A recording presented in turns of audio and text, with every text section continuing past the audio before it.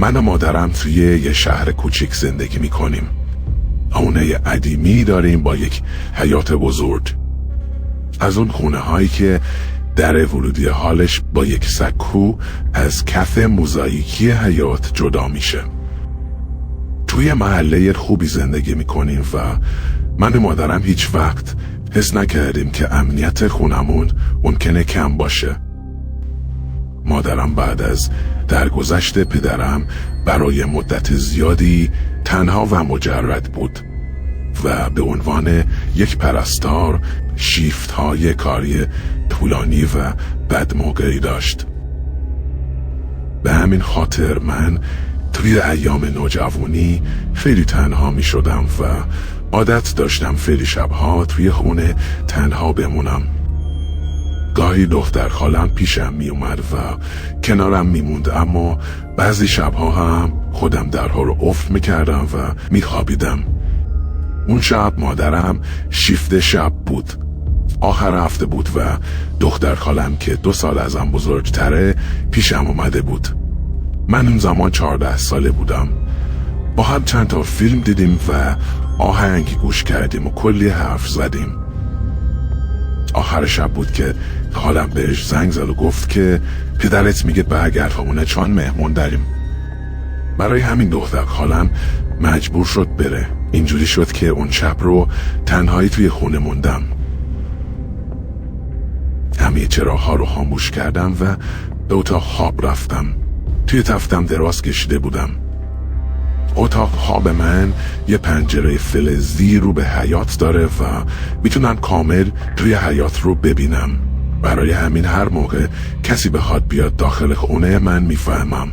مثل الان که یک نفر پشت در حیاط ایستاده بود و سوت میزد. یه لحظه فکر کردم دختر خالم برگشته و داره با هم شوخی میکنه. گوشیمو چک کردم و دیدم که پیامی از طرف دختر خالم نیست.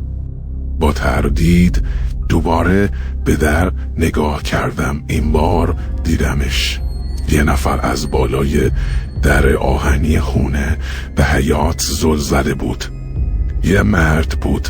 سریع از پنجره دور شدم تا قایم بشم. اون مرد رو نمیشناختم، حداقل نه توی اون تاریکی. با اینکه ترسیده بودم آروم به سمت پنجره برگشتم تا دوباره نگاهی بندازم. اون مرد هنوز بالای در بود و زل زده بود به پنجره اتاقم.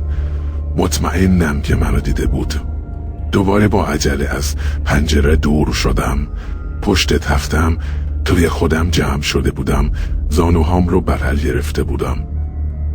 وحشت کرده بودم و تازه فهمیدم گوشی رو هم از ترسم کنار پنجره جا گذاشتم. برای مدتی توی تاریکی منتظر موندم. جرأت نمی کردم سمت پنجره برم و گوشی رو بردارم. حتی نمیخواستم تکون بخورم چون میترسیدم اون مرد از پشت پنجره حرکتی ازم ببینه. میخواستم فکر کنه دیگه توی اتاق خواب نیستم. 5 دقیقه کامل فقط همون جور نشسته بودم. نمیدونم چرا امیدوار بودم که اگر قایم بشم مرد خودش بذاره و بره. یهو صدایی شنیدم. بالاخره جرأت پیدا کردم بلند بشم و از پنجره نگاه کنم. وقتی دیدم مرد توی حیاط پریده و به پنجره من نگاه میکنه، جیغ خفه‌ای کشیدم و جلوی دهنم رو گرفتم. به جای اینکه دوباره از پنجره دور بشم، دویدم سمت پنجره و گوشی رو برداشتم. مرد مستقیم داشت سمت پنجره می اومد. بعد متوجه شدم شونه‌هاش بالا و پایین میشن. داشت میخندید اما صدای خنده‌اش در نمی اومد. صدای سوت زدن ملایمی ازش شنیدم. یکم میخندید و بعد باز سمت من سوت میزد. نمیفهمیدم چه مرگشه. با صدای لرزون داد کشیدم چی میخوای عوضی؟ گم شو. نیکم عقب رفتم. گوشی توی دستام میلرزید. داشتم سعی میکردم قفل گوشی رو باز کنم. مرد پشت پنجره اتاق ایستاد و زل زد بهم. توی تاریکی قیافش درست معلوم نبود، ولی انگشتش رو سمت من گرفته بود. انگشتش رو به شیشه چسبوند و به من اشاره کرد. نفسم بند اومد. داشته میفهموند که من رو میخواد. مثل بید میلرزیدم. فقط 14 سالم بود. نمیدونستم باید چیکار کنم. صدای تکون آوردن پنجره جیغم رو بلند کرد. سعی میکرد با دست خالی پنجره رو باز کنه. نمیتونست از میله های محافظ پنجره رد بشه. انگار این کار رو میکرد تا من رو بترسونه و موفق هم شد. جیغ کشیدم و بلند داد زدم: کمک، دزد! مرد عقب رفت. با خودم فکر کردم میخواد فرار کنه. یکم جرأت پیدا کردم و فوراً با حالم تماس گرفتم. میدونستم مادرم موقع شیفت گوشیش دم دستش نیست و خاله من برعکس همیشه سریع جواب تلفن هام رو میداد. به محض اینکه خالم گوشی رو برداشت سریع همه چیز رو براش تعریف کردم. خالم گفت الان میایم، زنگ بزن به پلیس. داشتم با پلیس تماس میگرفتم که صدای در حال رو شنیدم. مرد داشت باهاش ور میرفت و تلاش میکرد تا بازش کنه، ولی وقتی مطمئن شد در قفله سعی کرد با لگد در رو بشکنه. جیغ بلندی کشیدم و تا اونجا که نفس داشتم کمک خواستم. شیشه در حال شکسته بود و مرد دستش رو داخل آورده بود تا قفل رو باز کنه. کلید روی قفل نبود. دوباره شروع کرد به لگد زدن به در. 3-4 باری لگد زد. مطمئن بودم که اگر ادامه بده حتما در میشکنه و اون میتونه داخل خونه بیاد. داشتم بلند گریه میکردم. واقعا ممکن بود از ترس بمیرم. التماس میکردم که فقط بره و دست از سرم برداره. صدای لگد زدن قطع شد. یه لحظه فکر کردم اون مرد دلش به حالم سوخته که از در فاصله گرفته، ولی فهمیدم فقط به این دلیل از در دور شده که مرد همسایه دم در ایستاده و داره داد و بیداد میکنه. همسایه سعی داشت از بالای در بیاد داخل و خطاب به مرد فحش میداد. انگار دزد توقع نداشت کسی به کمکم بیاد، چون سریع سمت دیوار دوید و از روی دیوار فرار کرد. با گریه کف حال نشسته بودم و به پلیس زنگ می زدم. حتی جرأت نداشتم در رو برای مرد همسایه باز کنم. وقتی مطمئن شد بلایی سرم نیومده رفت تا مرد رو تعقیب کنه. یکم بعد خاله و شوهر خالم رسیده بودن. بعداً فهمیدم که شوهر خالم به محض اینکه فهمیده چه اتفاقی افتاده با همسایه ما تماس گرفته و کمک خواسته. شانس آوردم که همسایه به کمکم اومد، وگرنه واقعا نمیدونستم چه بلایی قرار بود سرم بیاد. اگر درها قفل نبودن به راحتی میتونستم کشته بشم. مطمئناً توی 14 سالگی توان مبارزه با اون مرد رو نداشتم. اون شب دیگه از اتاقم بیرون نرفتم. حالم دلداری میداد و مادرم نیم ساعت بعد به خونه اومد. مادرم شوکه شده بود. با پلیس ها صحبت میکرد و بعد همراهشون رفت که یک شکایت بنویسه. تا چند ساعت همسایه ها توی کوچه جمع شده بودن و پلیس مرتب از من و همسایه ها سوال میپرسید. خالم به هم آرام بخش داد و من رو خوابوند. مادرم تا مدت ها خیلی جدی دنبال این قضیه رو گرفته بود. پلیس مطمئن بود این کار یک آدم آشناست یا کسی که ما رو زیر نظر داشته. هیچ کس به ذهنمون نمی اومد.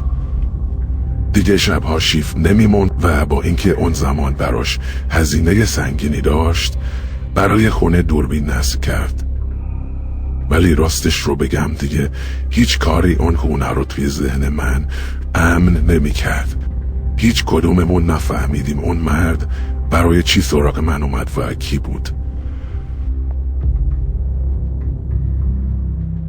قبل از دیدن ادامه ویدیو با لایک ها و کامنت هاتون از ما حمایت کنید.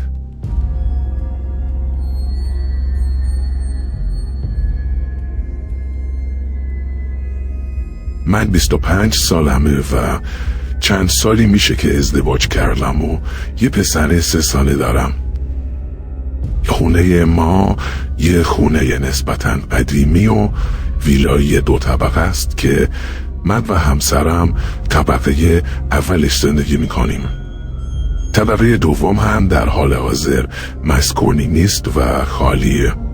همسرم کارمنده و تقریبا بیشتر اوقات در طول روز سر کاره و شب دیر وقت به خونه برمیگرده.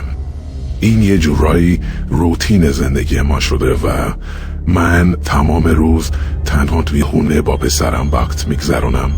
یادم اون زمان که این اتفاق افتاد، همسرم برای یک مأموریت کاری به شهرستان رفته بود و من و پسرم تنها بودیم.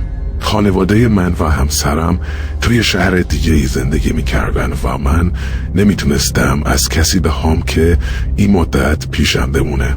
پس فقط من و پسرم مثل همیشه که در طول روز با هم وقت میگذروندیم تنها بودیم. اون روز صبح به همسرم زنگ زدم و کمی صحبت کردیم. معمولاً آخر شب هم دوباره باهاش تماس میگرفتم و اینجوری از روز و شب هم با خبر میشدیم. خلاصه که اون روز بعد از تماس با همسرم به کارهای خونه رسیدم و عصر هم مشغول تمیزکاری شدم. پسرم داشت جلوی تلویزیون کارتون میدید که صدای زنگ در بلند شد. من منتظر کسی نبودم، برای همین کمی تعجب کردم. متاسفانه اون زمان آیفون منزل ما تصویری نبود و من نمیتونستم ببینم چه کسی پشت دره. پس فقط پرسیدم کیه؟ صدای نسبتاً بمی از پشت در گفت ابز برقتون رو آوردم، در رو بزنید. ابزهای برق و گاز رو همسرم همیشه پیگیری و پرداخت میکرد و اعتراف میکنم حتی یک بار هم پیگیر ابزها نشده بودم. پس به ذهنم خطور نکرد که چرا باید مأمور برق وقتی ابزها رو میاره زنگ در خونه رو بزنه. گفتم خیلی ممنون، لطفاً ابز رو بذارید جلوی در، خودم بر میدارم. اینو گفتم و برگشتم سر کارم. دیگه تقریبا هوا تاریک شده بود. با خودم فکر کردم برم و ابز رو بردارم تا بعداً تحویل همسرم بدم. تا در رو باز کردم نفسم بند اومد. 2 مرد درشت هیکل با چهره‌های ترسناک از داخل کوچه تنگ و تاریک کنار ساختمون که تقریباً هیچ دیدی از خونه‌های بغل نداشت با غم داخل ساختمون پریدن و سری پشت سرشون در رو بستن. حتی صدام در نمی اومد. هیچ وقت فکر نمی کردم کسی بتونه اینطوری وارد خونه بشه. کاملاً شوکه بودم. یکی از مردها که کمی مسن‌تر بود با دست اشاره کرد و با صدای آرومی گفت خانم ما کاری باهات نداریم، ولی بهتر مقاومت نکنی. میدونیم توی خونه تنهایی و شوهرت هم توی شهر نیست. زبونم بند اومده بود. همه فکرم پیش بچه بود. مرد که دید نمیتونم هیچی بگم اما رو پایین تر گرفت و با جدیت گفت نترس، قصد آزار و اذیتت رو نداریم، فقط هر چی طلا داری بده تا ولت کنیم و بریم. بهشون خیره شده بودم. نفسم بالا نمی اومد. دیدم مرد جوانتر داره با حالت بدی نگاهم میکنه و انگار منتظر بود مخالفتی کنم تا بلایی سرم بیاره. از ترس اینکه به پسرم یا خودم آسیبی وارد کنن سری سمت در حال دویدم. اون مردها انگار که مطمئن بودن راه فراری ندارم خیلی آروم دنبالم داخل واحد اومدن. با استرس و گریه پسرم رو که از دیدن مردهای غریبه پریشان شده بود تعال کردم. یکی از مردها آروم سمتم اومد و پسرم رو ازم گرفت. من وحشت زده بودم و تقلایی نکردم. میترسیدم عصبانیشون کنم و اونها بلایی سر پسرم بیارن. مرد مسن‌تر با لبخند عجیبی که انتظارش رو نداشتم پسرم رو توی آغوشش تکون داد و گفت اما جون نترس، اگر مامانت زودتر با همون همکاری کنه ما هم خیلی زود میریم. چشمهام از هدف بیرون زده بود. باورم نمیشد. احساس میکردم به قصد تهدید پسرم رو بغل گرفته. میدونستم شوخی ندارن.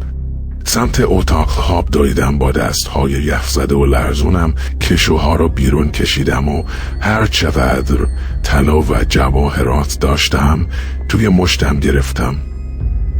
میترسیدم که اگر چیزی رو قایم کنم و اون مردها متوجه بشن احتمالاً اوضاع بدتر بشه. پس بدون درنگ سریع سمت حال برگشتم و مشتهام رو سمت مرد گرفتم و با گریه و نفس گرفته بلند گفتم بیا بگیر، همش همینه، فقط برو. متوجه مرد جوانتر شدم. اون موقعی که من توی اتاق بودم موبایل من و لپتاپ همسرم رو هم برداشته بود و داشت توی کوله پشتی که ابرایشون بود میذاشت.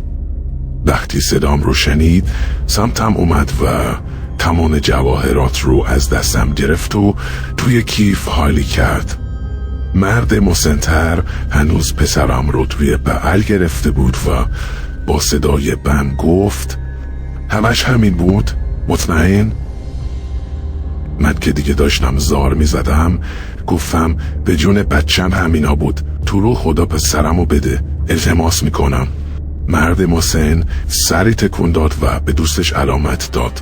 دوستش که کوله پشتی همراهش بود نگاهی به کل خونه انداخت و بعد سری پایین رفت. مرد مسن با لبخند پسرم رو روی مبل نشوند و بعد بدون اینکه نگاهی به من بکنه با عجله رفت. تا از پسرم دور شد دویدم و بغلش کردم. سری پشت سر مرد در واحد رو قفل کردم و پشت در نشستم. از ترس می لرزیدم و گریه می کردم. پسرم هم پا به پای من شروع به گریه کرده بود. صدای بسته شدن در حیاط رو که شنیدم تازه نفسم بالا اومد. همینطور که پسرم رو محکم توی بغل گرفته بودم بلند شدم و سمت اتاق دویدم. موبایل قدیمی همسرم رو که توی کشو بود برداشتم و باهاش تماس گرفتم. ماجرا رو براش تعریف کردم و اون گفت که با پلیس تماس بگیرم و خودشم سری برمیگرده. با پلیس تماس گرفتم و کمی بعد شکایتی ثبت کردم. جرأت نداشتم شب توی خونه بمونم. مطمئن بودم اینجا امن نیست. از همسرم خواستم تا ما رو به منزل والدینم ببره. خوشبختانه پلیس تونست اون دزدها رو پیدا کنه و مشخص شد این اولین بارشون نبوده. اونها تمام این مدت خونه ها رو زیر نظر می گرفتن و دقیق می دونستن کدوم یکی از خونه ها توی چه تاریخی خالیه.